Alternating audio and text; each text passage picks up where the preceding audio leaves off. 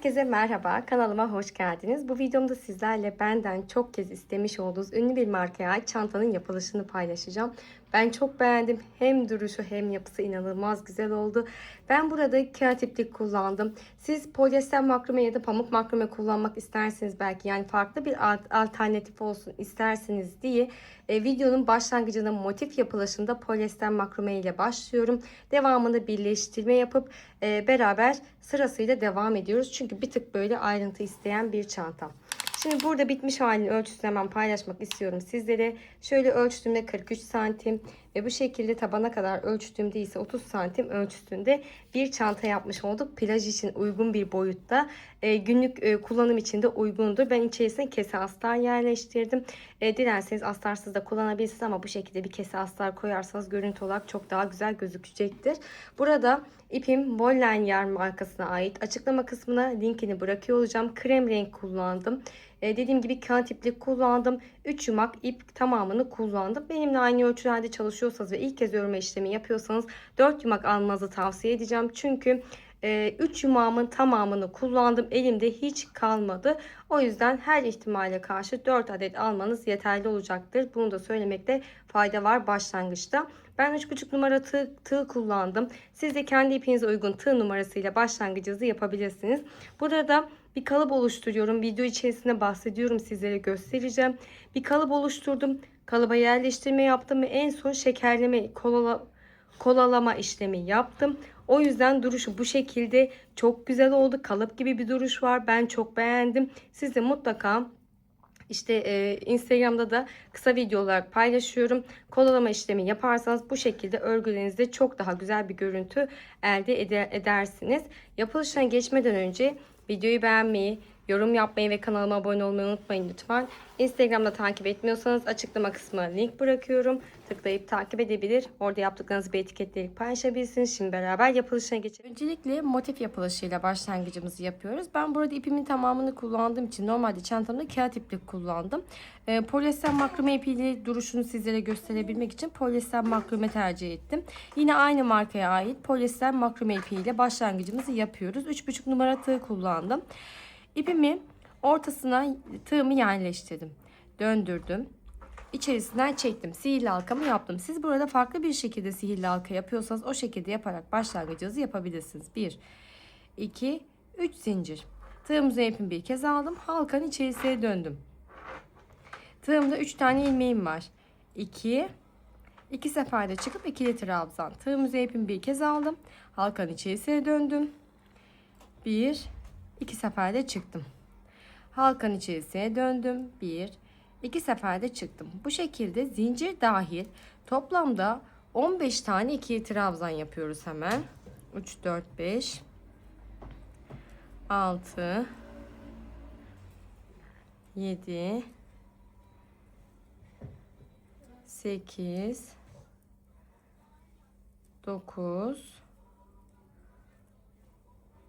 10, 11,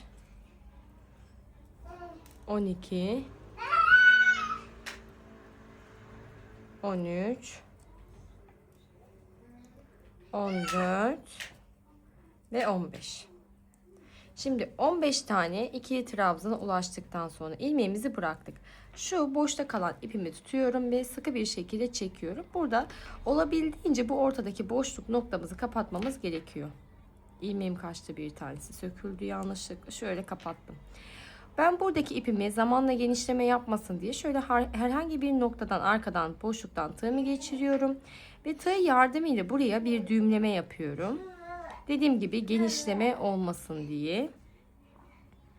Şimdi şöyle düğümlemesini yaptıktan sonra ilmeğimi elime aldım. İlmeğimi tığıma geçirdim. Bir tanesi sökülmüştü. Bir tane daha yaptım. 15 tane trabzan. Buradaki bakın şu tepe noktadan şöyle tığımı geçirdim. İpimi çektim. İlmeğimin içerisinden geçirip ilmek kaydırma yaptım ve bu şekilde yuvarlak parçamı yapmış oldum. Bir tane zincir çekip ipimi kesiyorum. Bundan toplamda 8 adet çalışıp geliyoruz. Şimdi size bahsettiğim gibi 8 tane yuvarlak motifini yapıp geldim. Daha sonrasında nasıl yapıyoruz? İpimi ortaya yerleştirdim. Döndürdüm. Halkamı oluşturuyorum. Daha sonrasında 1, 2, 3, 4, 5 tane zincir. Hemen bu yapmış olduğumuz yuvarlak motifi elimize aldık. Şöyle ipimizi üste taşıdık. Bu iplerimizi aynı anda gizleme yapacağız örme işlemi esnasında. Ben ilmek kaydırma yapmış olduğum boşluktan tığımı geçirdim. İpimi içerisinden çektim. Tek seferde çekip sık iğne. Yanındaki boşluğa geldim. Sık iğne. Yanındaki boşluğa geldim. Sık iğne. Bu şekilde dönerek başlangıç noktamıza kadar devam ediyoruz. Bakın yuvarlak halkanın etrafındaki her boşluğa bir tane sık iğne yapıyorum. Son boşluğuma sık iğnemi yaptım. Daha sonrasında birinci bakın sık iğnenin içerisinden tığımı geçiriyorum. İpimi çekip ilmeğimi içerisinden geçirip ilmek kaydırmamı yaptım. Devamında yine 1, 2, 3, 4, 5 tane zincir. Halkanın içerisine döndüm. İpimi çektim. Sık iğnemi yaptım. Daha sonrasında ikinci yuvarlak motifim için 2, 3, 4, 5 zincir. Hemen diğerini elime aldım. Şöyle ipimi tuttum. Yerleştirdikten sonra ilmek kaydırma yapmış olduğum boşluktan tığımı geçirdim. Bir tane sık iğnemi yaptım. Yandaki boşluğa geldim. 2, yandaki boşluğa geldim. 3 tane sık iğne. İlmeğimi bıraktım. Şimdi burada birinci motifimizi birleştirme yapacağız. Şuradan itibaren saydım. 1, 2, 3. boşluktan tığımı geçirdim. İpimi içerisinden çektim ve geriye boşluğuma dönüp sık iğnemi yaptım. Ve bu şekilde her boşluğa bir tane sık iğne yaparak sıra sonuna kadar yuvarlağın etrafını dönmeye devam ediyorum. Şimdi son boşluğuma sık iğnemi yaptıktan sonra birinci sık iğnenin içerisinden tığımı geçirdim. İçerisinden ipimi çektim. İlmek kaydırma yapıyorum. 1, 2, 3, 4, 5 tane zincir çektim. Halkanın içerisine döndüm. Sık iğnemi yaptım. Şimdi 5 tane zincir. 3. yuvarlak motifim için 2, 3, 4, 5 zincir. Yuvarlak parçamı elime aldım. İlk boşluğumdan tığımı geçirdim. Bir tane sık iğnemi yaptım. 2, yandaki boşluktayım. Ve 3. sık iğnemi yapıyorum. İlmeğimi bıraktım. Şimdi buradan itibaren saydım. 1, 2, 3. boşluktan tığımı geçirdim. İçerisinden ipimi çektim. Geriye boşluğa dönüp sık iğnemi yaptım. Bu şekilde birleştirmemizi yapmış olduk. Devamında her boşluğa bir tane sık iğne yaparak yuvarlağın etrafını dönüyorum hemen. Boşluğuma sık iğnemi yaptıktan sonra ilk boşluktan tığımı geçiriyorum. İpimi ilmeğimi içerisinden geçirip ilmek kaydırma yaparak birleştirdim. 1, 2, 3, 5 tane zincir çektim. Halkanın içerisine döndüm. Sık iğnemi yaptım. Şimdi 4. yuvarlağımız için 2, 3, 4, 5 tane zincirimi çektim. Buradaki yuvarlak motifimi elime aldım. İlk boşluktan şöyle tığımı geçirdim. İçerisinden ipimi çektim ve sık iğnemi yaptım. Şimdi 2, 3 tane sık iğnemi yapıyorum. İlmeğimi bıraktım. Daha sonrasında 3. boşluğumdan tığımı geçirdim. İçerisinden ipimi çektim. Ve buraya geriye döndüm. Sık iğnemi yaptım. Devam ediyorum şimdi çevresini sık iğneler yaparak. Son boşluğuma sık iğnemi yaptıktan sonra ilk boşluktan tığımı geçiriyorum. İlmek kaydırmamı yaptım. 1, 2, 3, 4, 5 tane zincir çektim ve geriye halkanın içerisine döndüm. Sık iğnemi yaparak birleştirdim. 5. yuvarlak için 2, 3, 4, 5 zincir çektim. Hemen şuradaki yuvarlak motifimi aldım. İplerimi üste taşıdım. Tuttum. İlmek kaydırma yapmış olduğum noktadan tığımı geçirip bir tane sık iğnemi yaptım. Yandaki boşluk 2, bir sonraki boşluk 3 tane sık iğnemi yaptım. Daha sonra buradan itibaren saydım. 1, 2, 3 tane sık iğne. 3. sık iğnenin içerisinden bu ilmeğimi çekiyorum. Daha sonra boşluğa döndüm. Sık iğnemi yaparak birleştirmemi yapmış oldum. Devamında yuvarlağın etrafına her boşluğa bir tane sık iğne yaparak dönmeye devam ediyorum. Sonuna kadar geldim. Sıra sonunda ilk boşluğumdan tığımı geçiriyorum. İpimi çekip ilmek kaydırma yaparak birleştirdim. 1, 2, 3, 4, 5 tane zincir. Halkanın içerisine döndüm. Ve sık iğnemi yaptım. Bakın bu şekilde. 6. yuvarlak için 2, 3, 4, 5 zincir. Hemen yuvarlak motifimi elime aldım. İplerimi üste taşıdım. Şöyle parmağımla tuttum. Şimdi burada ilmek kaydırma yapmış olduğum noktadan tığımı geçirdim. Bir tane sık iğne. Yandaki boşluğa geldim. 2. Yandaki boşluğa geldim. 3 tane sık iğnemi yaptım. Ve burada 1, 2, 3. boşluktan tığımı geçirdim. İçerisinden ipimi çekiyorum. Döndüm, sık iğnemi yaptım ve bu şekilde her boşluğa bir tane sık iğne yapmaya devam ediyorum. Şimdi son boşluğuma kadar geldim ve buradaki ilk boşluktan tığımı geçirdim. İpimi içerisinden çekip ilmeğimi içerisinden geçirip ilmek kaydırma. 1, 2, 3, 4, 5 tane zincir çektim. Halkanın içerisine döndüm. Sık iğnemi yaptım. Şimdi kaç oldu? 3, 6, 7. 1, 2, 3, 4, 5 tane zincir çektim. 7. halkamı, yuvarlağımı elime aldım. Şöyle ipimi üste yerleştirdim. İlmek kaydırma yapmış olduğum noktadan tığımı geçirdim. Ve bir tane sık iğnemi yaptım. Yandaki boşluğa geldim 2. Bir sonraki boşluğa geldim 3. Üçüncü sık iğnede ilmeğimizi bırakıyoruz. Ve diğer motifimde 1, 2, 3. boşluktan tığımı geçirdim. İlmek kaydırmamı yapıyorum. Daha doğrusu boşlukta ilmeğimi çektim.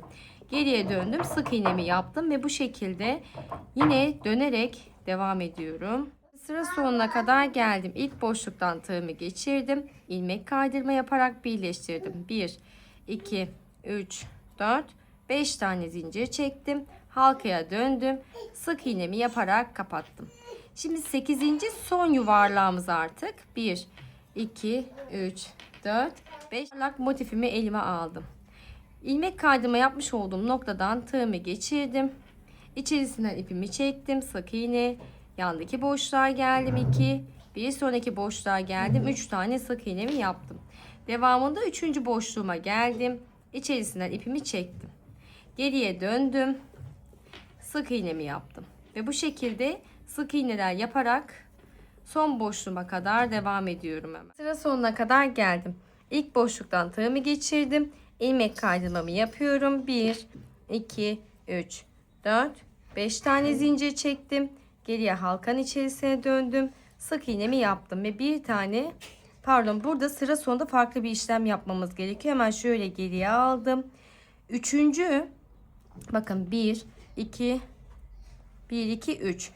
Sıra sonunda 1, 2, 3. boşluğumuzdaki sık iğnemizi yaptıktan sonra buradaki ilk motifimdeki 1, 2, 3. boşluktan tığımı geçiriyorum.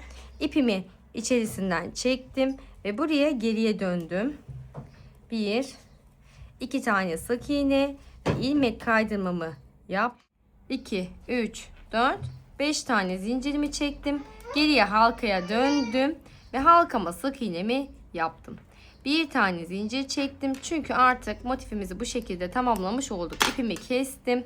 Öncelikle sihirli halkamın ipini sıkı bir şekilde çekiyorum. Ve bunu arkada herhangi bir noktaya sabitleme yapıyorum. Bu ortadaki boşlukta genişleme olmaması açısından. Hemen bakın şöyle konuşurken düğümledim. Daha sonrasında bu ipimizi de arkaya alıp iğne yardımıyla gizliyoruz. Ve bu şekilde birinci motifimizi tamamlamış olduk. Devamındaki motiflerin maltada hep aynı şekilde devam ediyor. Başlangıç yapıp tamamlıyoruz ama devamındaki motiflerde hep birleştirme yaparak devam edeceğimiz için şimdi ben sizlerle beraber örme işlemi yaptığım için bir tane motifimin birleştirmesini yapıp geliyorum. Daha sonrasındaki birleştirme işlemlerimizi nasıl yaptığımızı göstermek istiyorum. Şimdi ben modeli kavrayabilmek adına 4 tane motifimi birleştirip geldim. Mantık hep aynı şekilde devam ediyor. O yüzden sizlerle şimdi birleştirmeyi nasıl yaptığımı göstermek istiyorum. Ama dediğim gibi birinci motifimizi beraber yapıyoruz zaten başlangıçta. Ben modeli kavrayabilmek adına devam ettim birleştirmeye. Birinci motifimizi yaptıktan sonra şu an göstermiş olduğum şekilde birleştirmeye başlıyoruz ve sırasıyla yan yana devam ediyoruz. Burası önemli çünkü bana genelde başlangıcı dinlemeden yazıyorsunuz. Sonraki motiflerden başladınız. Başlangıç nasıldı diye hep aynı şekilde devam edeceğiz. Şimdi 2, 4, 5. bakın yuvarlak parçadayım. Ve burada sıra sonunda baktığımda 1, 2, burası ilmek kaydırma yapmış olduğum nokta. 1, 2, 3. boşluğuma sık iğnemi yaptım. Sonda 3. Şimdi şöyle baktığımda 2 tane motifimi bırakıyorum. 2 tane de üstte motifimi bırakıyorum. Buradaki 2 tane motifi birleştirme işlemi yapmamız gerekiyor. Bunu nasıl yapacağız? Öncelikle şu birleştirme yapmış olduğum nokta dahi sayıyorum. 1, 2, 3. 3. boşluğundan şöyle tığımı geçirdim. Ve içerisinden ipimi çektim. Bakın 5. yuvarlak motifimdeyim. Daha sonra geriye döndüm. 1 2 tane sık iğne ve başlangıçtan ilmek kaydırmamızı yaparak birleştirdik. Geriye döndük. 1 2 3 4 5 tane zincirle. Sonra halkanın içerisine döndüm. Şu ipimi kaçırmak istemiyorum. Sık iğnemi yaptım. 1 2 3 4 5. Şimdi burada yuvarlak halka sabitleme yapmıyoruz.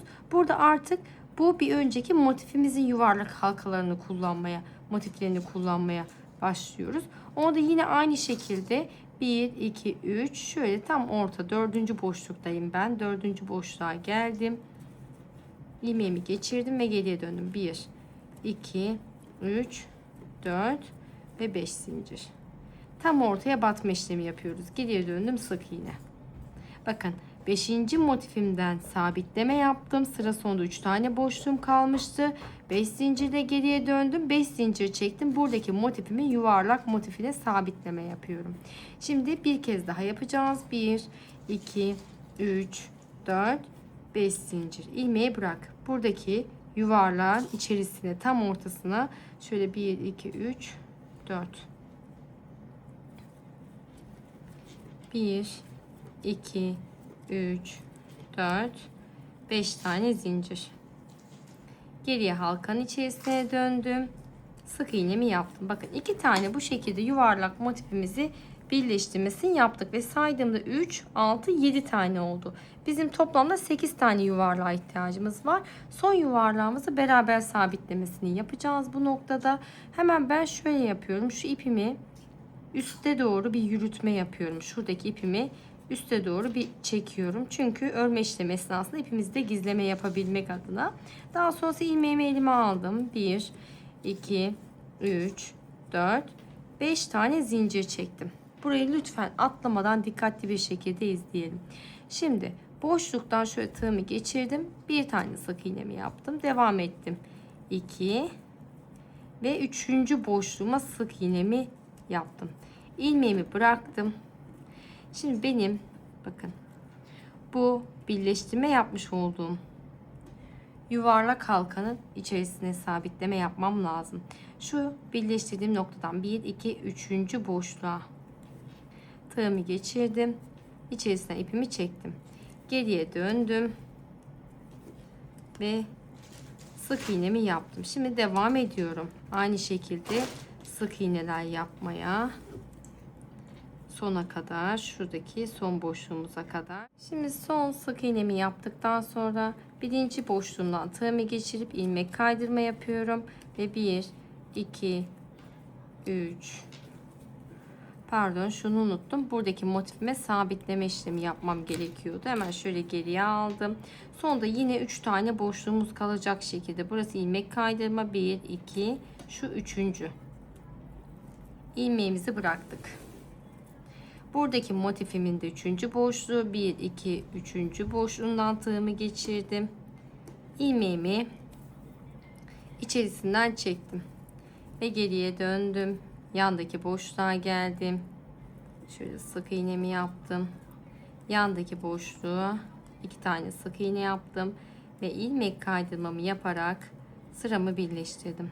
1 2 3 4 5 tane zincir çektim ve yine halkanın içerisine dönüp şöyle sık iğnemi yapıyorum. Bir tane zincir çekip artık kesiyorum. Bir tık uzun bırakıyoruz ipimizi. Daha sonra şu halkamızı ipini tutuyorum. Arkada herhangi bir yerden tığımı geçirip buraya düğümleme yaparak sabitlemesini yapıyorum ki ortada genişleme olmasın diye. Bakın şöyle sabitledim. Bakalım. Bence siz bu noktada ekran görüntüsü de almanız gerekiyor.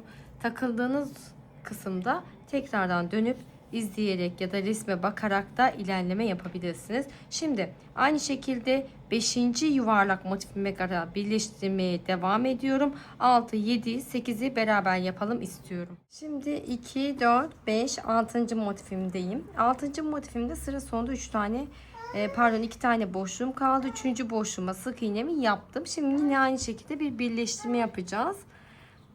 Şuradaki bakın 2 tane kalıyor, 2 tane kalıyor. Buradaki 2 tane motifimize birleştirme yapıyoruz. Bunu nasıl yapıyorduk? 1, şu birleştirmeden itibaren saydığımda 1, 2, 3. boşluğa gelip tığımı geçirdim. İçerisinden çektim. Sonrasında geriye dönüp bunu tamamlıyorum. Hemen 1, 2 ve ilmek kaydırmamı yaparak daha sonrasında 1, 2, 3, 4, 5 tane zincirimi çektim. Bakın burada kaçıncıdayım onu söylemeyi unuttum. 3, 4, 5. yuvarlak parçamdayım. Geriye döndüm. Sık iğnemi yaptım.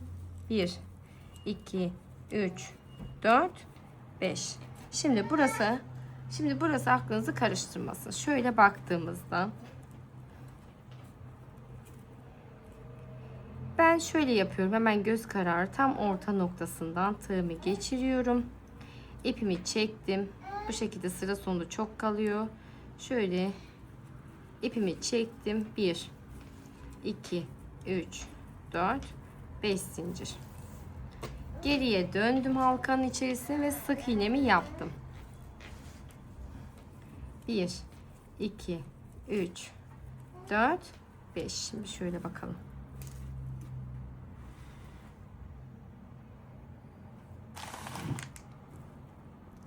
Bu şekilde.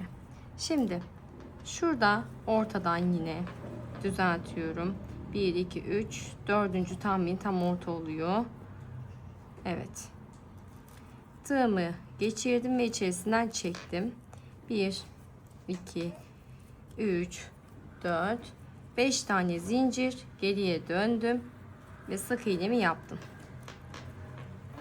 Bakın birleştirmem bu şekilde. Şimdi 5 tane zincir, son yuvarlak parçamı birleştireceğim. 2, 3, 4, 5. Hemen şuradan aldım. Boşluktan tığımı geçirdim. İpimi tutuyorum. 1, 2 ve 3 tane sık iğne yapıyorum. Bıraktım. Şimdi burada 1, 2, 3. noktamdan tığımı geçiriyorum. Şu birleştirme yapmış olduğum noktadan itibaren saydığımda ve geriye döndüm. Sık iğneler yapıyorum. Sıra sonunda 3 tane boşluğumuz kalana kadar, çünkü diğer yuvarlak parçama birleştirme yapmam gerekiyor. Hemen devam ediyorum hızlıca o noktaya kadar. Ve şöyle baktığımda 1, 2, 3 bir kez daha yapalım. Evet, şimdi 3. boşluğuma kadar geldim. Şöyle döndürdüm. Buradaki bakın motifimdeki 1, 2, 3. boşluktan tığımı geçirdim. İçerisinden ilmeğimi çektim. Ve geriye döndüm. Bu motifimi tamamlamam gerekiyor artık. 1, 2 tane sık iğnemi yapıyorum. İlmek kaydırmamı yapıyorum. Bakın şuradaki ilk boşluğuma geldim. İlmek kaydırma ve 5 tane zincir. 1, 2, 3, 4, 5 zincir. Geriye halkaya döndük. Ve sık iğne. Bir tane zincir. Şimdi keselim bakalım sonrasında. Şöyle kestim. Halkamı da kapatıyorum hemen sıkı bir şekilde. Düğümlemesini daha sonra yapacağım. Şöyle sizlere göstermek istedim. Bakın birleştirmemizi bu şekilde yapmış olduk. Şimdi bir tane daha birleştirme yapıyorum. Daha sonrasındaki son motifimiz bakın bu şekilde yaptığını. Ben kendime göre bir büyüklük ayarlama yaptım. Dediğim gibi bir tane daha yapıyorum. Aynı şekilde birleştirmesini yapıyorum. Son motifimizde çift kenar birleştirmesi yapacağımız için farklı bir işlem yapacağız. Aslında mantık aynı ama onu beraber yapalım istiyorum. O yüzden bir kez daha aynı şekilde birleştirme yapıp geliyorum. Son motifimde yani benim 2, 4, 6, 7, 8, 9. motifimizde görüşmek üzere. Şimdi size bahsettiğim gibi 7 tane motife ulaşana kadar devam ettim. Toplamda 7 tane motifim var. 8. motifimizde artık birleştirme işlemi yapacağımız için onu beraber yapalım diye söylemiştim. Şöyle yaptığımda bakın şuradaki benim için ideal bir genişlik, daha da devam edilebilir. Bunu da söylemiştim. Şimdi burada şöyle tuttuğumda tekrardan Bakın 2 2 birleştirme yapacağız. 2 tane 2 tane boşta kalacak. O yüzden bir tane yuvarlağımı birleştirdim. 5 tane zincirimi çektim. İkinciyi elime aldım. İkinci yuvarlak parçamı elime aldım. Şöyle boşluktan tığımı geçiriyorum. Ve içerisinden ipimi çektim. Devam ettim. 2 3. Şimdi üçüncü boşluğuma sık iğnemi yaptığımda ilk yuvarlak parçamla birleştirmek için boşluktan tığımı geçiriyorum. İçerisine ipimi çektim. Geriye döndüm. Sık iğnemi yaptım ve sıra sonunda 3 tane sık iğnem kalana kadar devam ediyorum hemen sizinle beraber. Hızlıca.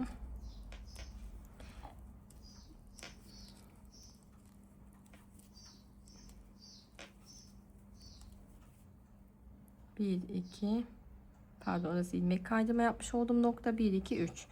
Üçüncüye sık iğnemi yapıp ilmeğimi bıraktım. Şimdi buradaki parçamızı şöyle döndürdüğümde şuradaki 2 tane motifimi birleştirme işlemi yapacağız. Hemen şu bağlantı noktasına itibaren saydım. 1 2 3. boşluktan tığımı geçirdim. İpimi çektim. Geriye döndüm. Sık iğnemi yapıyorum. 2 tane daha ve ilmek kaydırmamı yaparak birleştirdim. 1 2 3 4 5 tane zincir, geriye döndüm, sık iğne. 1 2 3 4 5 tane zincir. Şimdi burada motif ilave etmiyoruz. Buradaki 2 tane motife birleştirme yapıyoruz. Bunun için ben saymıyorum ama şöyle tam ortadan göz kararı boşluktan tığımı geçirdim. İlmeğimi içerisinden çektim. Ve geriye 5 tane zincir. 1 2 3 4 5. Halkaya döndüm. Sık iğne. Bakın bu şekilde. Şimdi 1 2 3 4 5 tane zincir, ilmeği bıraktım. Buradaki tam orta boşluktan şöyle tığımı geçirdim. İpimi içerisinden çektim. 1 2 3 4 5 zincir. Geriye döndüm. Sık iğne.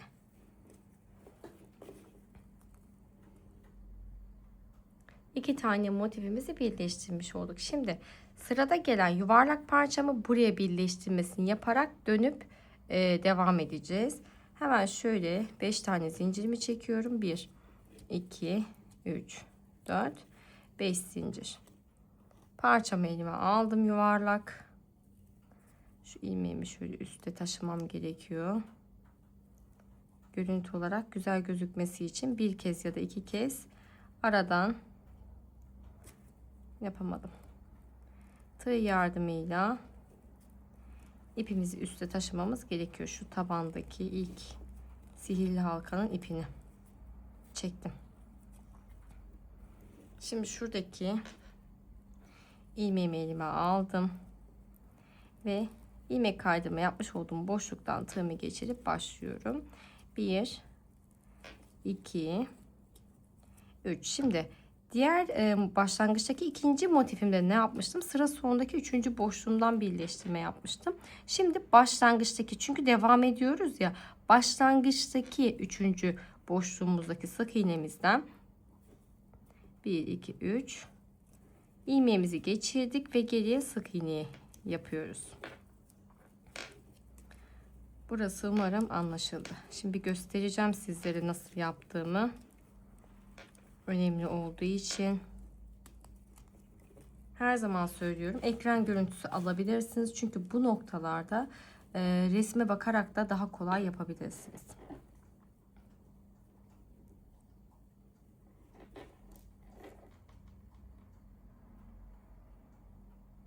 Bakın bu şekilde. Şuradaki ikinci motifimi de buraya bağladım. Bu yuvarlak buradaki motifime ait. Bağladım. Daha sonra 5 zincir çekip bağlantımı yaptım. Yine 5 zincir çektim. Geriye döndüm.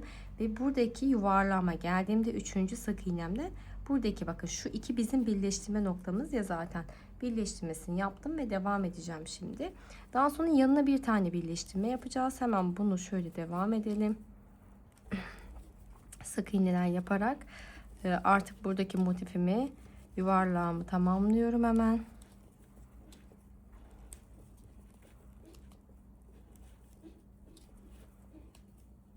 Ben bazen aradaki böyle boşluk çok fazla açık olunca ilmek kaydırma yapmış olduğum noktaya da batma işlemi yapıyorum.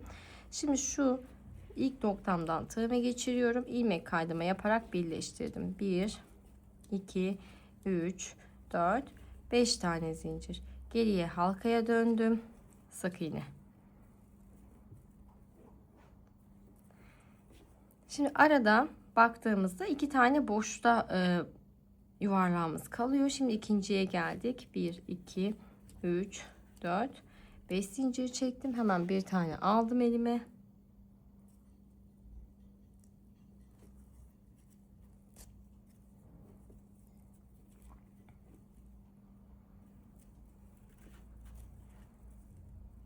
İlmek kaydırma yapmış olduğum boşluktan tığımı geçirdim ve sık iğnemi yaptım. Şimdi buradaki motifime birleştirme yapacağım için 1, 2, 3 tane sık iğne yaptım. İlmeğimi bıraktım. Şimdi bu motifimi elime aldım. 1, 2, 3. boşluğuna geldim. İlmek kaydırmamı yaptım ve devam ettim.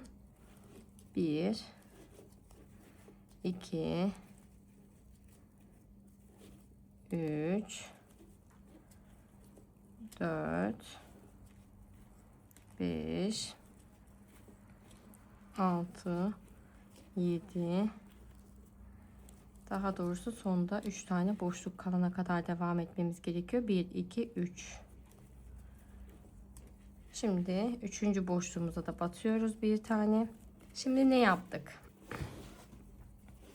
Burada bakın. 3. de bağlantımı yaptım. Daha sonra 3 tane boşluğum kalana kadar devam ettim. İlmeğimi bırakıyorum. Çünkü buradaki şu 2 tane yuvarlak parçamıza bağlantımızı yapıp daha sonra birleştirip tamamlayacağız. Burada şu bağlantıdan itibaren saydığımda 1, 2, 3. sık iğnenin içerisinden tığımı geçirdim. İlmeğimi çektim ve geriye döndüm sık iğneler yapmaya. 1, 2 tane daha yaptım ve tamamladım. İlmek kaydırmamı yapıyorum. 1, 2, 3, 4, 5 zincir. Şimdi buraya geriye döndüm, halkanın içerisine sık iğnemi yaptım. Bakın. Görüntüm bu şekilde oldu. 1, 2, 3, 4, 5 zincir. İlmeğimi bıraktım. 5 tane zincirimi çekip ilmeğimi bıraktım.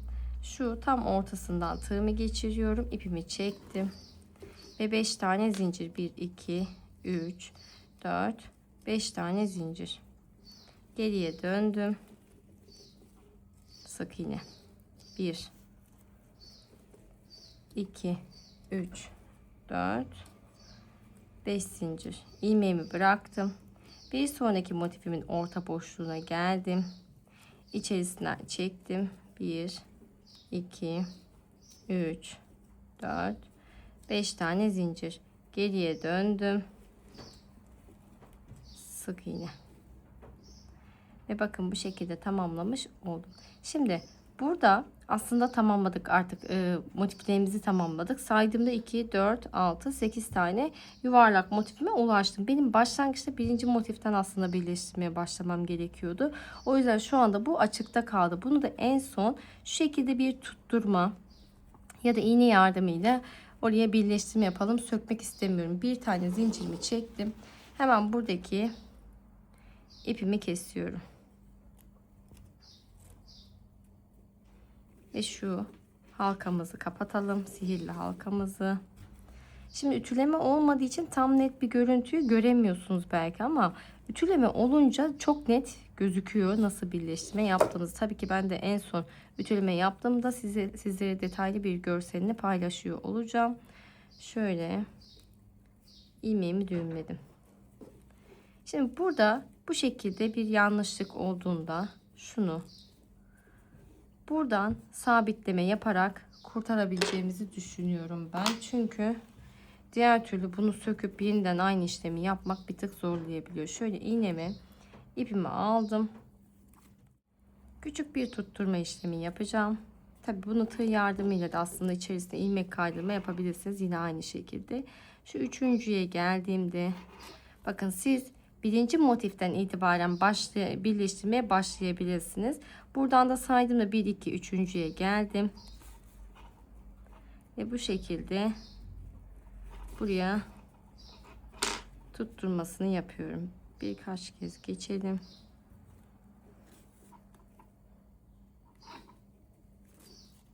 Sonra bana demeyin ki burada niye böyle bir işlem yaptınız. Tekrardan söylemek istiyorum. Ben ikinci yuvarlak motifimden birleştirmeye başladığım için şu noktadan dönerek buradakini atlamışım. O yüzden sıra sonunda sökmek istemediğim için bu şekilde bir tutturma işlemi yaptım. Daha sonrasında ipimi arkada hemen düğümleyip gizleyerek kesiyorum. Benim tabii ki yaptığım işlemin aynısını yapmak zorunda değilsiniz. Sökebilirsiniz ya da başlangıç olduğu için bu noktadan başlayabilirsiniz. Kestik. Bakın bu şekilde çantamızın birinci sırasını tamamlamış olduk. Şimdi sıra geldi ikinci sıramıza. İkinci sıramıza nasıl bir birleştirme yapıyoruz? Birinci, ikinci ve en son motifimizi beraber yapalım istiyorum. Yani 3 tane motifin birleştirmesini göstermek istiyorum. Devamında mantık aynı şekilde ilerliyor olacak çünkü. Burada nasıl bir birleştirme yapıyoruz? Üstteki görmüş olduğunuz buradaki iki tane duran boşlukta duran motifleri kullanacağız. Ama bunun sağında ve solundaki motifimize de artık bir bütün halinde devam edip çiçeğimizin yerleştirmesini yapacağız. O yüzden burası bir tık aklınızı karıştırabilir. Hemen birinci motifimin başlangıcını yaptım, yuvarlak parçamı. Üçüncü boşluğuma sık iğnemi yaptım ve ilmeğimi bıraktım. Şimdi buradaki motifimde mantıken üçüncüden birleştirme yapacağımı düşünmüştüm ama o şekilde değil. Tam orta noktasına kadar sık iğneler yapmamız gerekiyor. Tam anlamıyla oturtabilmek için hemen şöyle ilerliyorum. Ben burada orta noktayı göz kararı bir ayarlama yapıyorum. Tam orta noktaya gelince ilmeğimi bıraktım. Birinci motifimde tam orta noktaya kadar devam ettim. Burada 1, 2, 3. boşluğuma geldim. İçerisine ipimi çektim. Geriye döndüm, sık iğne. Şimdi burada şu motifimi birleştirme yapabilmek için devam ediyorum. Sonda 3 tane kalana kadar 1, 2, üçüncüdeyim. İlmeğimi bıraktım. Sonda 3 tane boşluğum var. Şimdi burada şu noktadan itibaren 1, 2, üçüncüye geldim. İlmeğimi içerisinden çektim. Bakın bu şekilde yerleşmiş oluyor buraya. Geriye döndüm. Sık iğne, sık iğne ve ilmek kaydırma. 5 tane zincir. 1, 2, 3, 4, 5 zincir. Şimdi şöyle bir göstermek istiyorum sizlere. Birinci motifimde tam orta noktaya kadar geldim. Buradaki motifime birleştirme yaptım. Sol taraftaki. Daha sonrasında sıra sonunda 3 tane boşluğum kaldığında buradaki ortadaki motifime birleştirme işlemi yaptım. Şimdi sırasıyla devam edeceğiz. Boşluğuma döndüm. Sık iğnemi yaptım. 1, 2, 3, 4, 5 zincir. İlmeğimizi bıraktık. Bunun tam orta noktasından tığımızı geçiriyoruz. İlmeğimi çektim. Geriye döndüm. 5 zincir. 1, 2, 3, 4, 5 zincir. Halkanın içerisine döndüm. Sık iğne. 1, 2, 3, 4, 5 zincir. İlmeğimi bıraktım. Buradaki motifimin tam orta boşluğuna geldim. İlmeğimi çektim. 1, 2, 3, 4, 5 zincir. Geriye döndüm. Sık iğne. Şimdi 1, 2, 3, 4, 5. Şimdi motif ilave etmeye başlayacağız ama şöyle bir göstermek istiyorum görüntümüzü. Bu motifimi elime aldım. Yine aynı işlemi yapacağız. Bu sefer öncelikle 3 tam tersi yönde olduğu için 3. sık iğnemi yapınca ilmeğimi bırakacağım. Şuradan sayıyorum. 1, 2, 3.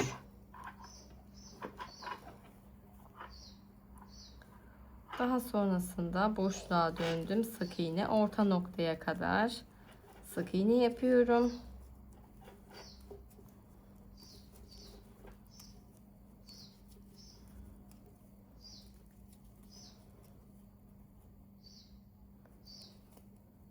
Yeterli oldu. İlmeğimi bıraktım. Buradan saydım. 1 2 3. boşluğa geldim. Bakın burada ortadayım. Burada 3. boşluktayım ve geriye döndüm. Sık iğne. Hemen göstereceğim sizlere.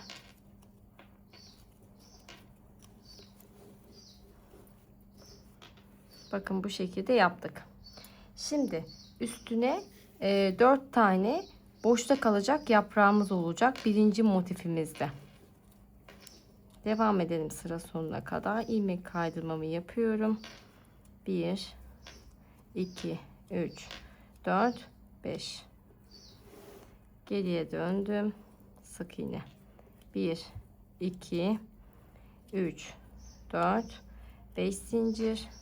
Motifimi, yuvarlak parçamı elime aldım. İlk boşluktan şöyle tığımı geçirdim. Sık iğnemi yapıyorum. 2 ve 3. İlmeğimi bıraktım. Şimdi burada normal birleştirmemizi yapıyoruz. Motifimizdeki 3. boşluğumuza geldik. İlmeğimizi içerisinden çekip ilmek kaydırma ve geriye döndüm. Sık iğne, devamında sık iğneler yapıp tamamlıyorum ve 5 tane zincirle geri dönüşümü sağlıyorum. Bu şekilde 4 tane motifimizi birleştiriyoruz. Sıra sonundaki motifimizi buraya birleştirmesini yaparak tamamlıyoruz. Şimdi devam edip geliyorum. Şimdi 8. yuvarlak motifimdeyim. 8. de birinci yuvarlağı birleştirme yapıp daha sonra artık tamamlayacağımızı söylemiştim. 3. boşluğumda sık iğnemi yaptıktan sonra ilmeğimi bıraktım ve buradan itibaren saydım. 1 2 3. boşluktayım. İpimi içerisinden çektim. Geriye döndüm. 1 2. Şöyle ilk sık iğnemden tığımı geçirip ilmek kaydırmamı yaptım. 1 2 3 4 5 tane zincir çektim. Geriye halkamın içerisine dönüyorum. Şu ipimi tuttum ki kaçmasın. Halkamın içerisine döndüm ve sık iğnemi yaptım. Bir tane zincirimi çektim. İpimi bu noktada keserek artık tamamlıyorum. Bakın bu şekilde halkamızı ipini şöyle çekip daha sonra gizliyorum. Bakalım. Birinci motifimizi bu şekilde buraya yerleştirmiş olduk. Sıra geldi ikinci motife. Şimdi ikinci motifimi birleştirip geldim. Modeli tam anlayabilmek adına. Üçüncüyü beraber yapacağız. Çünkü mantık hep aynı şekilde devam edecek. Birinci yuvarlak parçamı elime aldım. Daha doğrusu şöyle öncelikle sihirli halkamızı yapalım. 1 2 3 4 5 tane zincir çektim. Birinci yuvarlak parçamı aldım. İlmek kaydırma yapmış olduğum boşluktan tığımı geçirdim. İpimi çektim ve sık iğnemi yaptım. Yandaki boşluğa geldim. 2. Yandaki boşluğa geldim. 3. Bir sonraki boşluktayım. Ve devam ediyorum. Sıra sonunda 3 tane boşluğum kalana kadar.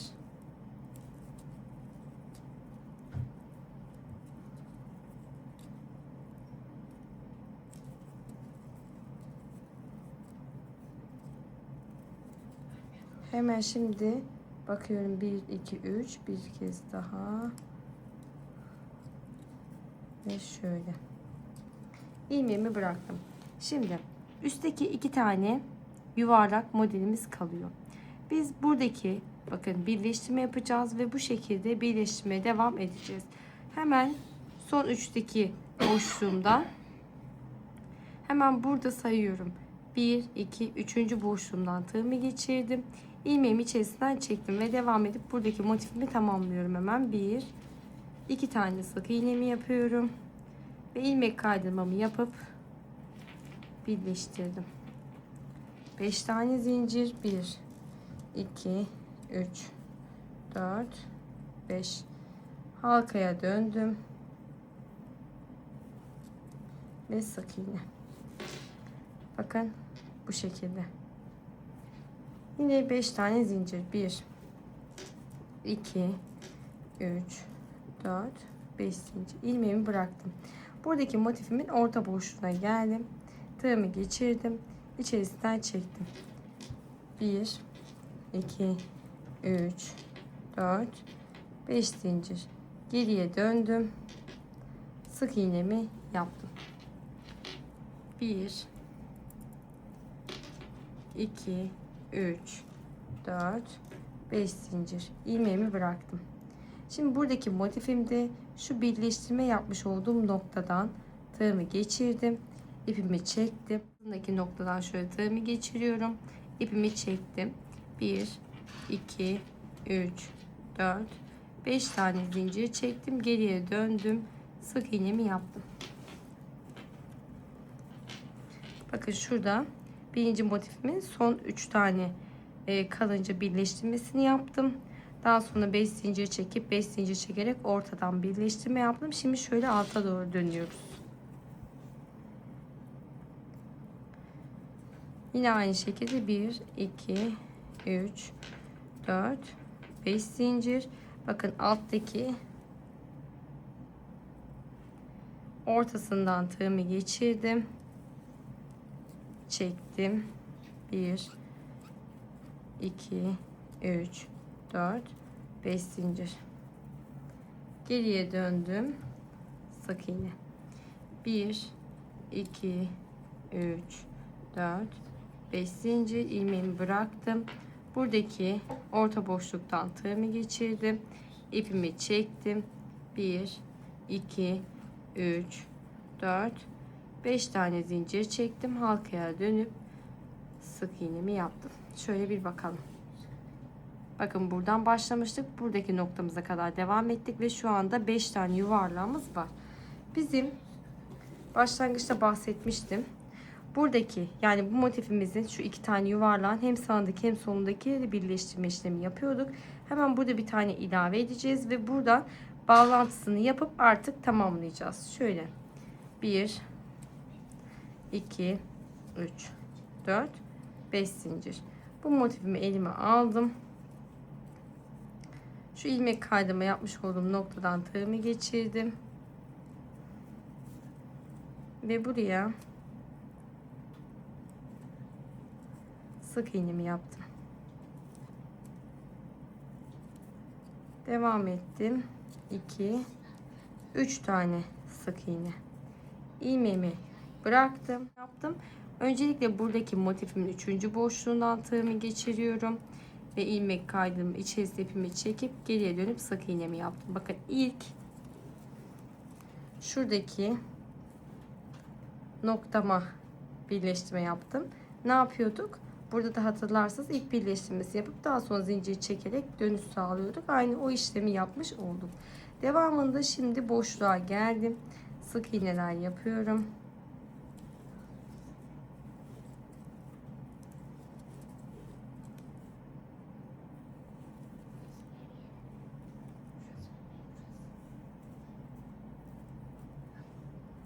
Tam orta noktasına kadar sık iğneyi yaptıktan sonra buradaki motifimi şöyle döndüm. Bu diğer motifimin bakın tam orta noktasına geldim.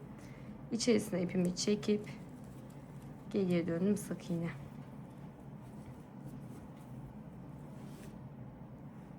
Bakın yerleştirmemiz bu şekilde oldu. Şimdi buradaki motifimi sık iğneden yaparak tamamlıyoruz hemen. Hızlı bir şekilde bitirelim.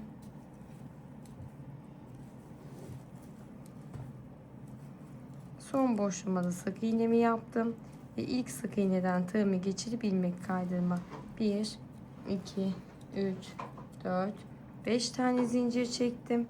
Geriye döndüm. Sık iğnemi yaptım. Bakın 6. yuvarlağı yapmış olduk. Bizim 2 tane daha ihtiyacımız var. 2, 3, 4, 5 tane zincir çektim. Buradaki yuvarlak parçamı elime aldım. İlmek kaydırma yapmış olduğum boşluktan tığımı geçirdim ve sık iğneme başladım. Üçüncü sık iğneme geldiğimde yine alttaki motifimle birleştirme yapacağım. Bu noktadan itibaren farklı bir nokta yok. Hemen bunu bakın şöyle konuşurken üçüncüyü yaptım. Bak şuradaki de hemen 1 2 3 ilmeğimi çekiyorum, birleştirmesini yaptım ve buradaki motifimi devam edip tamamlıyorum. Şimdi son motifimin başlangıcını yaptım, geldim ve son 3 tane boşluğum var. 3. sık iğneden şöyle ilmeğimi bıraktım. Buradaki birinci yapmış olduğum motifimin 3. boşluğun sondan 3. boşluğundayım ve ilmeğimi içerisinden çektim. Geriye döndüm. 1 2 tane sık iğnemi yaptım ve hemen şuradan ilmek kaydırmamı yapıyorum. 1 2 3 4 5 tane zincir çektim. Geriye halkanın içerisine döndüm ve içerisinden ipimi çekip sık iğnemi yaptım. Bir tane zincir çekerek artık ipimizi kesiyoruz. Daha sonra bu halkamızın ipini çekerek kapatalım. Şimdi şöyle bir göstermek istiyorum nasıl bir birleştirme yaptım. Buradan başlamıştık. Devam ederek sırasıyla takip ettim. Siz de sırasıyla takip ederek ilerleyebilirsiniz ama bu şekilde görüntü alırsanız her zaman söylüyorum ilerlemek daha kolay olacak. Çünkü ben de her seferinde bir önceki motifime bakarak devam ettim. Burada şimdi başlangıcımı yapıyorum ve bu şekilde yerleştirmesini yapıyorum. Biz şu anda 3. motifimi göstermiştim. 4 5 şu son motifime kadar devam ediyorum. Burada sonda çift kenar birleştirmesi olacağı için bu noktayı sizlere göstermek istiyorum. Şimdi size bahsettiğim gibi son motifime kadar birleştirmemi tamamladım. Bakın bu şekilde devam ederek. Şimdi buradaki son motifimizi beraber yapalım istiyorum. Bakın yeri de bu şekilde belli. Buradan başlayacağız. Sırasıyla buradaki noktamıza kadar birleştirme yapacağız. Şimdi bir tane yuvarlak parçamda sıra sonunda 3 tane boşluğum var. Üçüncü boşluğumda sık iğnemi yapıp ilmeğimi bıraktım. Şöyle döndürdüm daha rahat birleştirebilmek adına. Şu üstteki bakın bir ikinci motifimdeyim. 1 2 3. Boşluğuna tığımı geçirdim. İçerisine ipimi çektim. Ve geriye döndüm.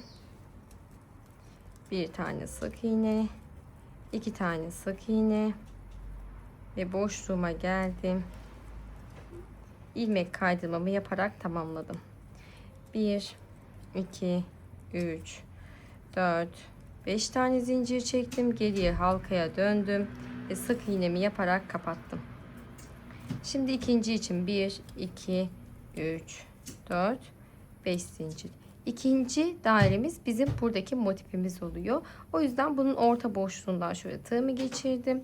İpimi içerisinden çektim.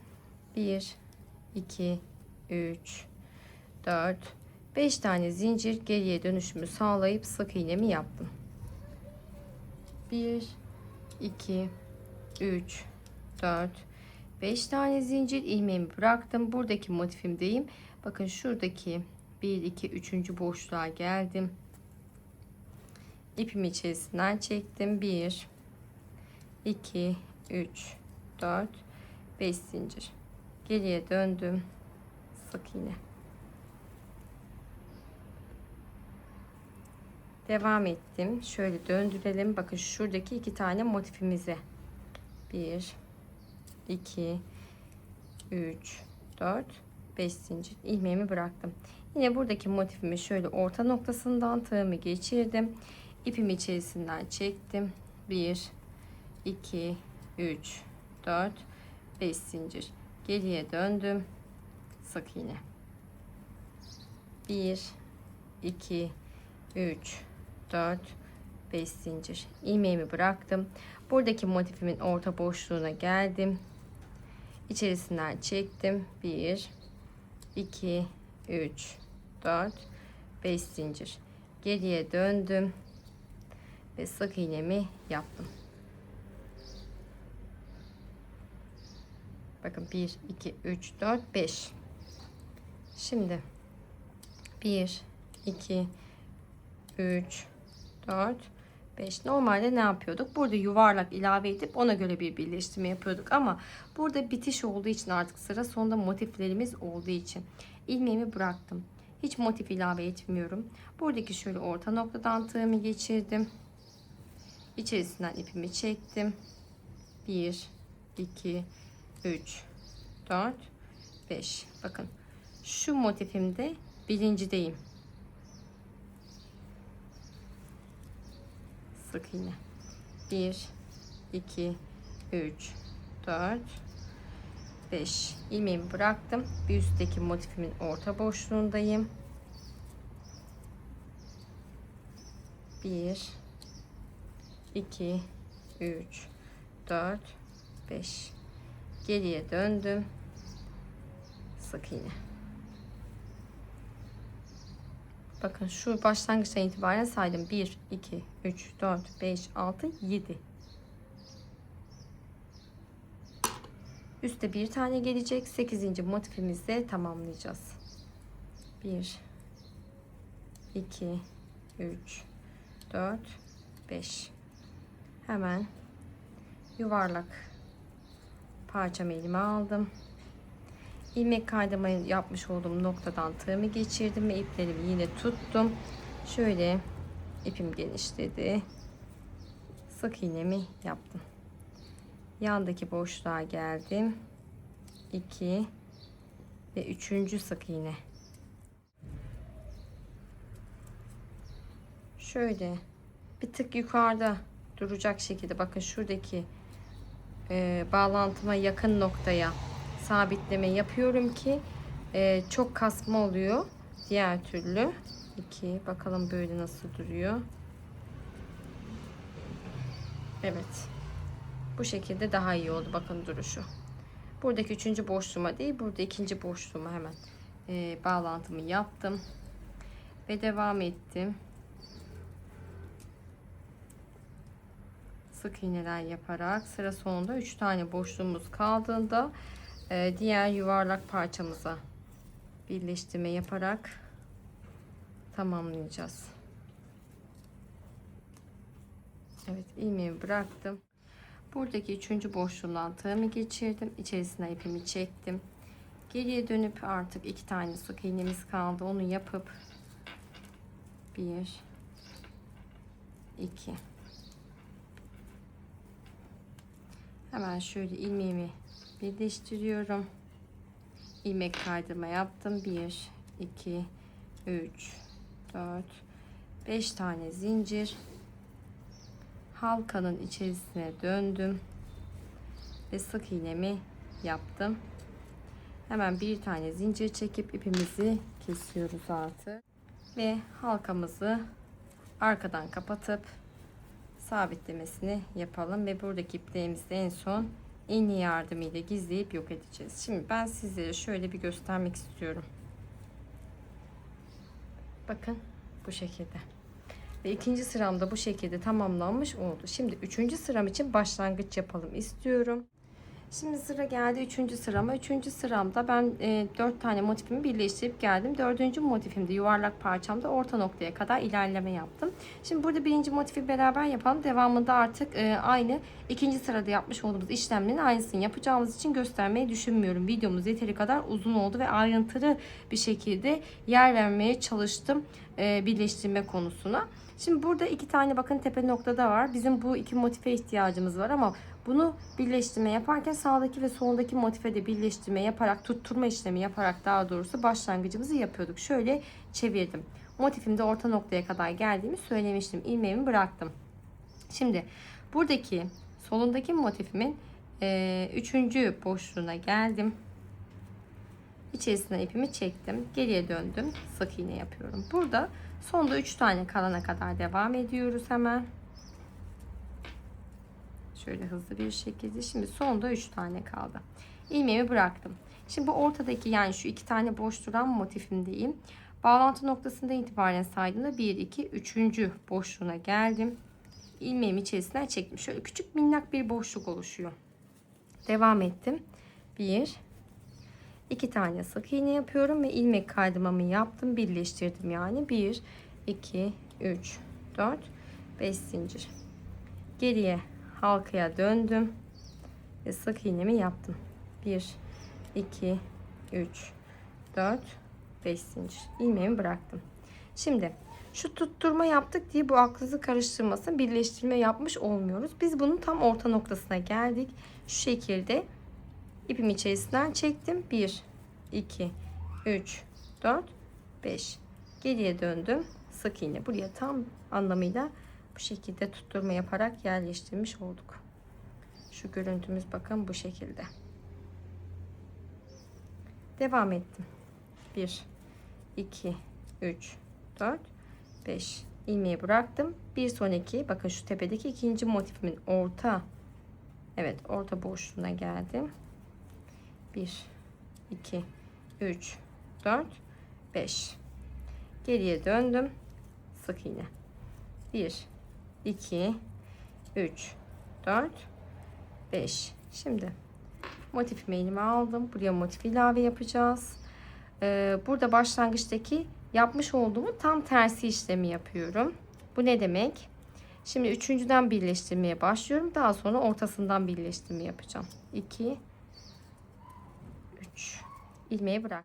Şimdi üçüncü sık iğneme geldim ve buradan itibaren saydım. 1 2 3. Üçüncüdeyim. Şöyle ilmeğimi içerisinden çekip birleştirmemi yapıyorum. Daha sonrasında ortaya kadar devam ediyoruz ki diğer şuradaki noktaya da sabitleme yapalım. 1 2 3 ve şöyle bakıyorum 4 5 tam ortası oldu. İlmeğimi bıraktım. Şimdi buradan itibaren saydım. 1 2 3.'ye geldim. Ve şöyle ilmeğimi içerisinden geçirdim. Şöyle küçük bir boşluğumuz oluştu. Aynı başlangıçtaki gibi. Ve buradaki motifimi devam ediyorum. Sık iğneler yaparak. Hızlıca. İlmek kaydırmamı yaptım. 5 tane zincir. 3, 4, 5 zincir. Halkaya döndüm hemen. Ve sık iğnemi yaptım. 1, 2, 3, 4, 5 zincir.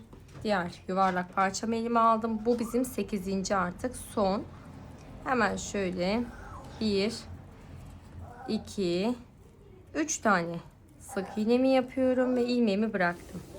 Şimdi şöyle bir alttaki parçamda 3. boşluğuma gelip içerisinden ipimi çektim ve geriye motifime döndüm. 1 Burada saymama gerek yok. Sık iğneler yaparak devam ediyorum ve sondaki 3 taneyle de şuradaki birinci motifimin birleştirmesini yapacağım. Şimdi sondaki 3. boşluğuma sık iğnemi yaptım. İlmeğimi bıraktım ve buradaki motifimde 3. boşluğuma geldim. Şöyle içerisinden ipimi çektim. Bir tık küçültüyoruz. Geriye döndüm. 1 2 tane boşluğuma sık iğne yaptım ve ilmek kaydırmamı yaptım. 1 2 3 4 5 tane zincir çekerek geriye döndüm.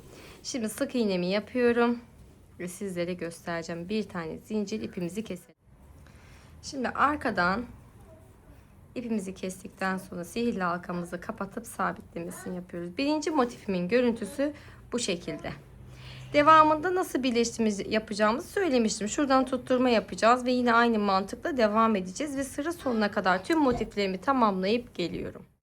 Şimdi size bahsettiğim gibi en üst sıradaki motiflerimin birleştirmesi tamamladım, geldim ve bakın bu şekilde artık çantamızın duvar parçasını tamamlamış olduk. Henüz ütüleme yapmadım.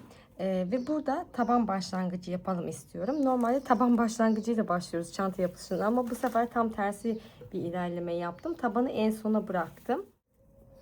İpimin ortasına tığımı yerleştirdim. Bir tane zincir çekerek başlangıcımı yaptım. Şimdi burada bakın şu ölçüye göre tamamıyla göz kararı bir ayarlama zincir çekiyorum. Şimdi bakın tabanı ölçtüğümde şu şekilde buradaki 1, 2, 3 tane motifime gelecek şekilde bir ayarlama yaptım. Bir tık da tabanın üzerine örme işlemi yaptıkça büyüyeceğini göz önünde bulundurmamız gerekiyor. O yüzden mutlaka bakın bu şekilde ölçüm yapmanız gerekiyor. Bir tık küçük olması gerekiyor. Kenar kısmını şöyle göz önünde bulundurmadan bir tık küçük çalışmamız gerekiyor. Ve bu şekilde 40 tane zincirimi çektim. Daha sonrasında dönüşüm için 1, 2, 3, 4, 5. zincirimden tığımı geçirdim. İpimi çektim. İlmeğimi içerisinden geçirip ilmek kaydırmamı yaptım. Bir, iki tane zincir, bir tane atladım, bir sonraki zincirin içerisine geldim, ilmeğim içerisinden geçirdim. Bir, iki zincir, bir tane atladım, ikinci zincirin içerisine geldim, ilmek kaydırma. Bakın şöyle küçük yuvalar oluşuyor. Bir, iki zincir, bir tane atladım, ikinci zincirimin içerisine geldim, ilmek kaydırma. Bir, iki zincir, bir tane atladım, ikinci zincirimin içerisine geldim, ilmek kaydırma. Bir, iki zincir, bir tane atladım, ikincinin içerisine geldim, ilmek kaydırma. Bu şekilde son zincirime kadar devam ediyorum. Şimdi sıra sonuna kadar geldim. 2 tane zincirimi çektim ve sondaki zincirimin içerisinden tığımı geçirdim. İlmek kaydırmamı yaptım ve saydığımda sıra sonunda 18 tane yuvaya ulaşmış oldum. Şimdi burada ne yapıyoruz? 1, 2, 3 tane zincir çektim. Bir tane de boşluk için 4 tane zincir çektim. Tığımızın ipini bir kez aldım. Bakın bu son yapmış olduğum boşluğun içerisinden tığımı geçirdim. 1, 2 seferde çıkıp ikili trabzan. Bir tane zincir, tığımızın ipini bir kez aldım. Halkanın içerisine döndüm. İkili trabzan. Zincirle beraber 3 tane olmuş oldu. Bir tane zincir çektim, halkanın içerisine döndüm. 4 tane ikili trabzan. Bakın köşe için burası bizim tabanımızın köşesi. Diğer köşeyi de buraya yapacağız. Köşe için 1, 2, 3, 4 tane trabzan yaptım. Hiç zincir çekmeden tığımızın ipini bir kez aldım. Bir sonraki boşluk. Bir tane ikili trabzan. Bir tane zincir. Aynı boşluğun içerisine döndüm. Bir tane daha ikili trabzan. Bakın şimdi burada önemli olan nokta, arada ben bir tane zincir çektim ama bu her zaman farklılık gösterebiliyor. Eğer çok kasma yapıyorsa, böyle toparlama oluyorsa 2 tane zincir de çekebilirsiniz. Ama 2 tane zincir çektiğimizde çok marullaşma yapıyorsa, böyle kıvırcık bir görüntüsü oluyorsa da bir tane zincirle devam etmemiz gerekiyor. Burada mutlaka elinizin ayarına göre kendiniz bir ayarlama yapmanız gerekiyor. Tığımın üzerine ipimi bir kez aldım. Hiç zincir çekmeden bir sonraki boşluk. Şu 2 tane zincir çekerek yapmış olduğumuz boşluklar vardı. Oradan tığımı geçirdim. Bir tane trabzan. Bir tane zincir. Aynı boşluğa döndüm. Bir tane trabzan. Zincir çekmeden tığımın üzerine ipimi bir kez aldım. Arada hiç zincir çekme yapmıyorum.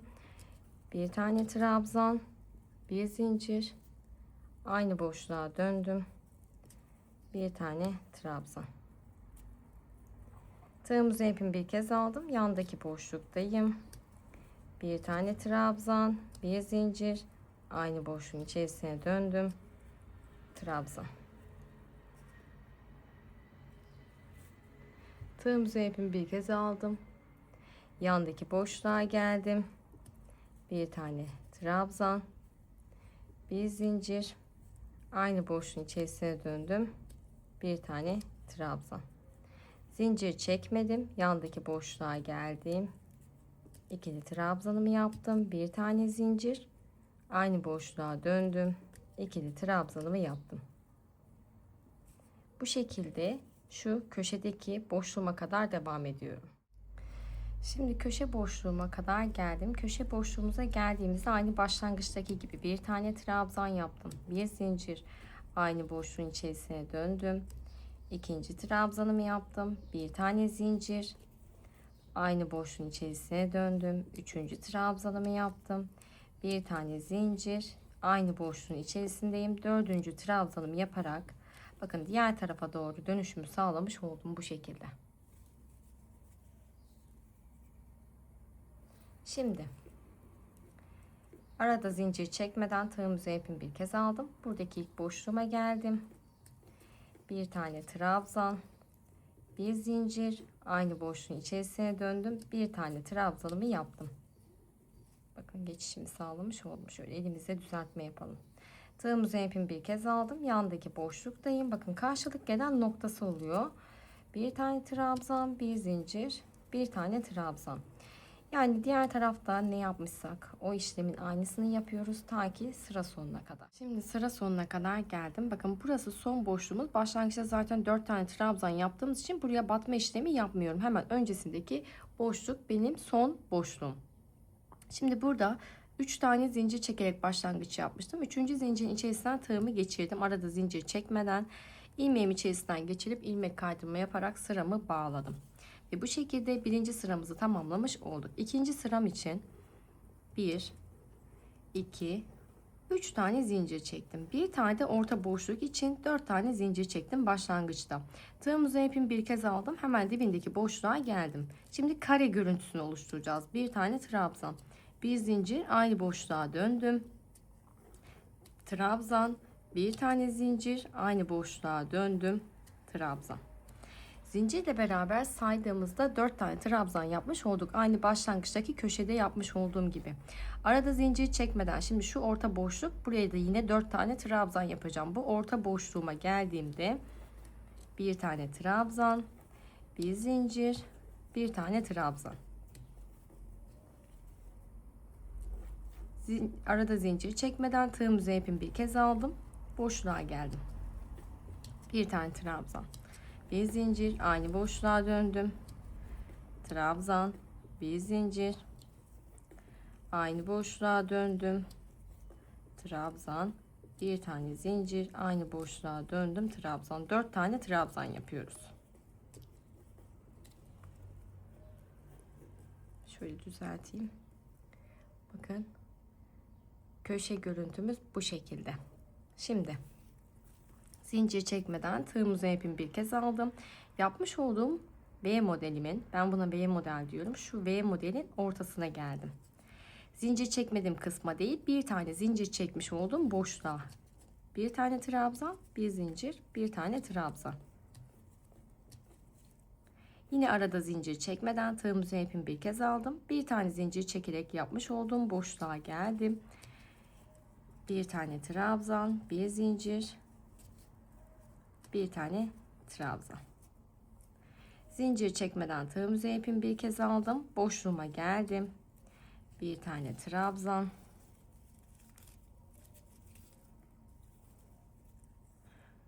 bir zincir, bir tane trabzan. Ve bu şekilde köşe boşluğumuza kadar devam edelim modelimize. Şimdi size bahsettiğim gibi köşe boşluğuma geldim. 4 tane trabzan yaptık ama 3 tane boşluğumuz var. Tığımızı ipimi bir kez aldım. İlk boşluğuma geldiğimde bir tane trabzanımı yaptım. Bir tane zincir, aynı boşluğa döndüm. 2, bir zincir, 3. trabzan, bir tane zincir, 4. trabzanımı yaptım. Şimdi ortadaki boşluğuma geldiğimde bir tane trabzan, bir zincir, aynı boşluğa döndüm, bir tane trabzan. Tığımızı ipimi bir kez aldım. Son boşluğuma geldim. Köşedeki bir trabzan, bir zincir, trabzan yaptım. Bir tane zincir, trabzanımı yaptım ve bir tane zincir, 4. trabzanımı yaparak geçişimi sağlamış oldum. Şöyle bir bıraktık. Bakın köşemiz. Daha sonrasında yine bir zincir çekerek yapmış olduğum boşluğa trabzan, bir zincir, trabzan şeklinde sıra sonuna kadar devam edelim. Şimdi size bahsettiğim gibi sıra sonuna kadar geldim. Yine burada 3. zincirim içerisinden tığımı geçiriyorum. Arada zincir çekmeden ilmek kaydırmamızı yaptık. İlmeğimi içerisinden çekip kaydırmamı yaptım. 1, 2, 3, 4 tane zincirimi çektim. Tığımızı ipimi bir kez aldım. İlk boşluğa geldim. Bir tane trabzanımı yaptım. Arada hiç zincir çekmeden tığımızı ipimi bir kez aldım. Bir sonraki boşluğa geldim. Bakın burası bizim. Şöyle göstermek istiyorum. Bir alt sırada 4 tane trabzan yapmıştık ya. 1, 2, 3 tane boşluğumuz vardı. Birinci boşluğuma trabzan yaptım. İkinci boşluğum yani orta boşluğuma yine 4 tane trabzan yapmam gerekiyor. Bir tane zincir çektim. Aynı boşluğun içerisine döndüm. Trabzan, bir zincir, döndüm. Trabzan, bir zincir, aynı boşluğa döndüm. trabzan. Ve baktığımda 4 tane ikili trabzanımı yapmış oldum. Şimdi arada zincir çekmeden tığımızı ipimi bir kez aldım. Bir sonraki boşluğuma geldim. Trabzan, bir zincir, aynı boşluğa döndüm. Trabzan. Ütüleme yapınca çok daha güzel bir görüntü oluşacak. Arada zincir çekmeden tığımızı ipimi bir kez aldım. Boşluğuma geldim. Bir tane zincir yaptım. Trabzanımı yaptım. Bir zincir, trabzan. Zincir çekmeden tığımızı ipimi bir kez aldım. Bakın 1, 2, üçlü grubun birincisindeyim. Bir tane trabzan, bir zincir, bir tane trabzan.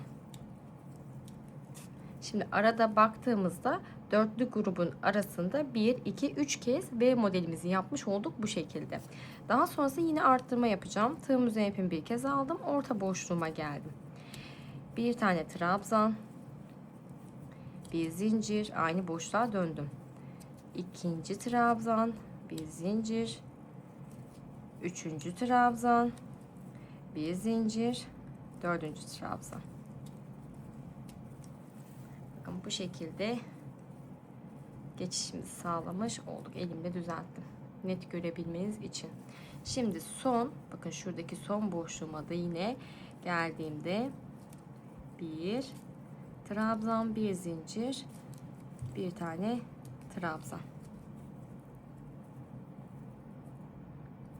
Şimdi devamında yine bir zincir çekerek yapmış olduğum modelimin ortasına aynı işlemi bir trabzan, bir zincir şeklinde devam edelim. Buradaki köşenin geçişini beraber yapalım istiyorum. Size bahsettiğim gibi köşeye kadar geldim. İlk köşe boşluğuma geldiğimde birinci boşluğuma bir tane trabzan, bir zincir, aynı boşluğa döndüm. Trabzanımı yaptım. Şimdi ikinci boşluğumuza geldiğimizde bir tane trabzan, bir zincir, aynı boşluğa döndüm. İkinci trabzan, bir zincir, aynı boşluğa döndüm. Üçüncü trabzan, bir tane zincir, aynı boşluğa döndüm. Dördüncü trabzan şeklinde geçişimi sağlamış oldum. Şimdi yandaki boşluğa geldiğimde bir tane trabzan, bir zincir, bir tane trabzan yaptım. Hiç zincir çekmeden yandaki boşluğa geldim. Bir tane trabzan, bir zincir, bir tane trabzan. Bir sonraki boşluğa geldim. Bakın üçlü grubun birincisindeyim. Bir tane trabzan, bir zincir, bir tane trabzanımı yaptım. Arada 1, 2, 3 tane modelimiz var. Şimdi ikinci boşluğumuza geldiğimizde yine 4 tane trabzan, bir trabzan, bir zincir, aynı boşluğa döndüm. İkinci trabzan, bir zincir, aynı boşluğa döndüm. Üçüncü trabzan, bir zincir, aynı boşluğa döndüm. Dördüncü trabzan. Ve son boşluğum, köşedeki son boşluğum, bir tane trabzan, bir zincir, aynı boşluğa döndüm. Bir tane trabzan. Şimdi devamında boşluğumuza bir trabzan, bir zincir, bir trabzan şeklinde devam edelim. Şimdi size bahsettiğim gibi sıra sonuna kadar geldim. Sıra sonuna geldiğimizde 3. zincirden tığımı geçiriyorum. İpimi çekip ilmek kaydırmamı yaptım. Ve artık bir tane zincir çekip burada tabanımızı tamamlamış olduk. Şimdi ben sizlerle tabanın bitmiş halinin ölçüsünü de hemen paylaşmak istiyorum. Şu şekilde henüz ütülenmemiş hali olduğunu tekrardan söylemekte fayda var. Şöyle ölçtüğümde 31 santim ve bu şekilde ölçtüğümde de 9 santim ölçüsünde tabanımızı tamamlamış olduk. Şimdi tabanı tamamladıktan sonra güzel bir ütüleme yaptım. Daha sonrasında ilmek belirleyiciler yardımıyla sabitleyeceğim noktaya tutturma işlemi yaptım. Düzgün bir şekilde kaydırma yapmadan sabitleyebilmek adına. Burada sık iğneler yaparken hem birleştirmesini yapacağım hem de dediğim gibi sık iğneler yapıp bir sıra boyunca gidip tamamlamayı düşünüyorum. Burada dilerseniz dikerek de birleştirme yapabilirsiniz. Daha kolay geliyorsa sizler için. Öncelikle şu köşeye gelecek olan 2 tane yuvarlak motifimden sabitlemeye başladım. Burada köşedeki yapmış olduğum 4 tane trabzan tam orta boşluğunda buradaki motifimin ortasını tutturma yaptım. Yine aynı şekilde bu yuvarlak motifimde buradaki tam orta boşluğuma tutturma yaptım. Bakın bu köşe kısmında da aynı şekilde ve ortada da her motif için 2 tane yuvarlak motifimiz olduğu için tutturma işlemi yaptım. Geleceği noktayı kaydırma yapmadan sabitleyebilmek adına bu şekilde. Şimdi burada ipimde bir tane zincirimi çektim. İstediğiniz herhangi bir noktadan başlangıç yapabilirsiniz. Ben istiyorum ki şu köşe boşluğundan başlangıç yapayım. Devamında ilerleyip gidelim. Şöyle ipimi çıkardım. İlmek belirleyicimi çıkardım. Boşluktan tığımı geçirdim. Motifimin de ortasından, pardon böyle değil, boşluktan tığımı geçirdim. Bir tane sık iğnemi yaptım. İlmeğimi bıraktım. Buradaki motifimin ortasından tığımı geçirdim. Şöyle bir ortasından tığımı geçirdim. İçerisinden ipimi çektim. İpimizi tutup gizleyelim. Bir sonraki boşluğa geldim. Şurada trabzanın tepesine geldim. Sık iğnemi yaptım. Boşluğa geldim. Bir tane sık iğne.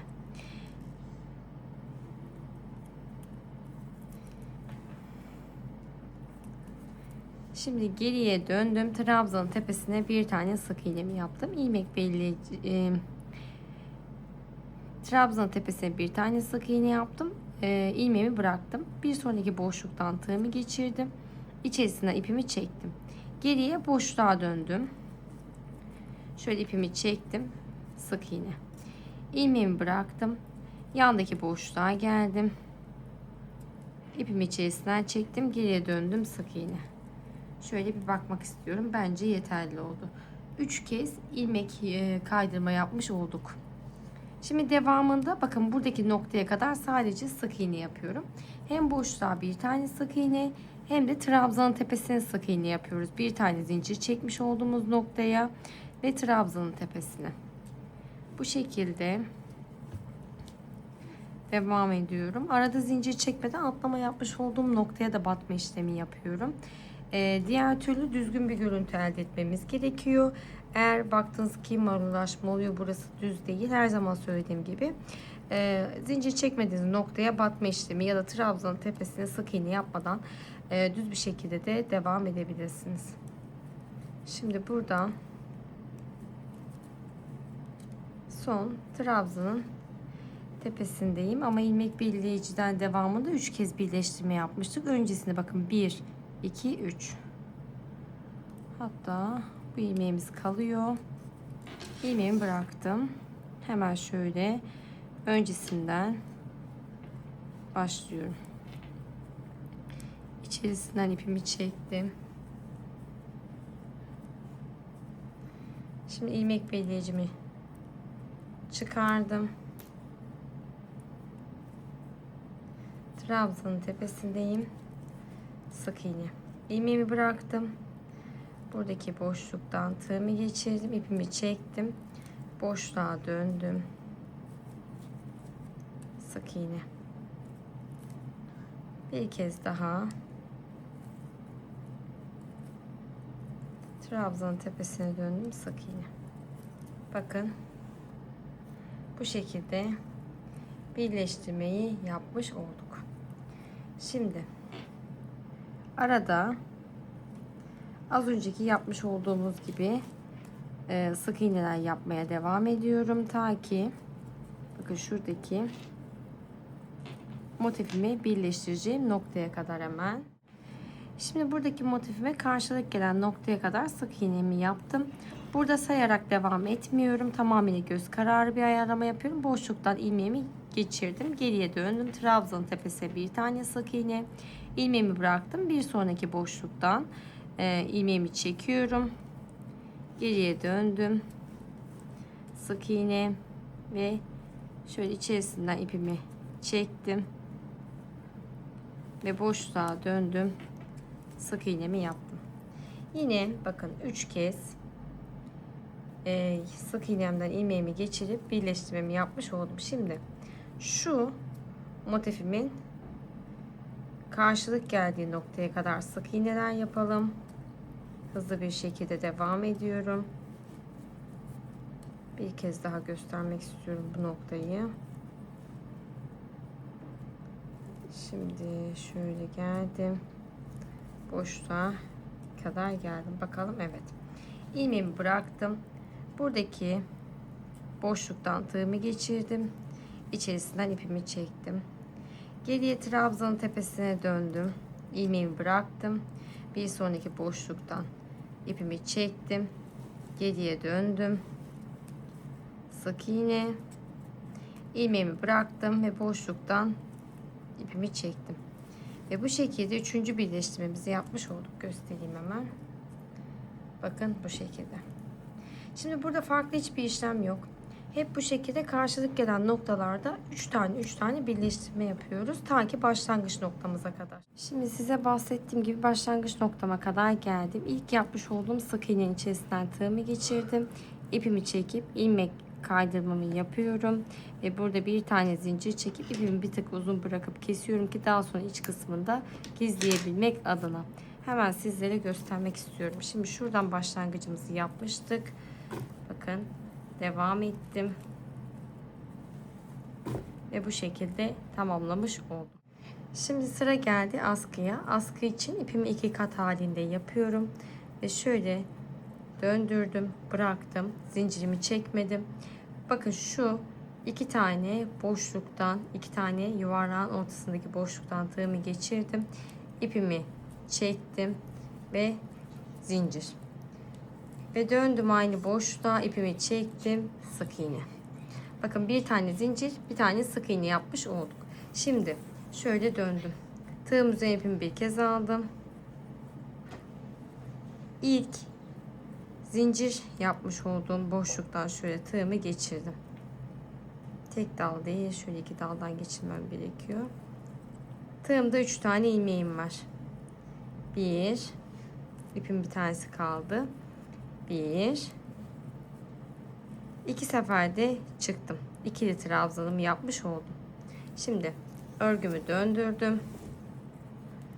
Tığ üzerine ipimizi almadan bakın şuradaki görmüş olduğumuz noktadan şöyle tığımızı geçiriyoruz.